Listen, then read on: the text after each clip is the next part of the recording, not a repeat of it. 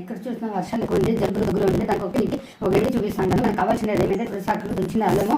ఈ పౌడర్లోకి నేను వచ్చేసి 2 స్పూన్స్ ధనియాలు, 1 స్పూన్ జీలకర్ర, 1.5 స్పూన్ మిరియాలు, 1 స్పూన్ వాము, 2 పిసులు చెక్క, 4-5 లవంగాలు ఇవన్నీ వేసుకొని లైట్గా క్రష్ చేసుకొనేసిన్నానండి. దీన్ని ఇప్పుడు బాయిల్ వాటర్లోకి వేసుకొనేసేసి మనం బాగా 15-20 మినిట్స్ బాయిల్ చేసుకొనేసేస్తే మనకు ఒక కషాయం మాత్రం రెడీ అవుతుందండి. అది మనకి జలుబుకి దగ్గుకి అంతా ఇది అవుతుంది. బాయిల్ చేసి విడిస్తాం. బాయిల్ అవుతుంది. 3 లీటర్స్ వాటర్ 2 లీటర్స్ వాటర్ అయ్యే వరకు బాయిల్ చేసుకొనేసేసి మనం ఫిల్టర్ చేసుకోవాలి. దీంట్లో ఎక్కువ మెడిసినల్ ప్రాపర్టీస్ ఉంటుంది. కావాలంటే మీరు క్రష్ చేసుకోవచ్చు, లేదంటే అట్లా వేసుకొని బాయిల్ చేసుకోవచ్చు. ఇప్పుడు ఫిల్టర్ చేసుకుంటాం.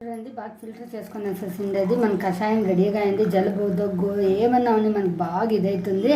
అందరూ కంపల్సరీ రైనీ సీజన్లో ఇది ట్రై చేసుకుంటే చాలానే బాగుంటుంది. పొద్దున్నే వేడిగా చలికి తాగితే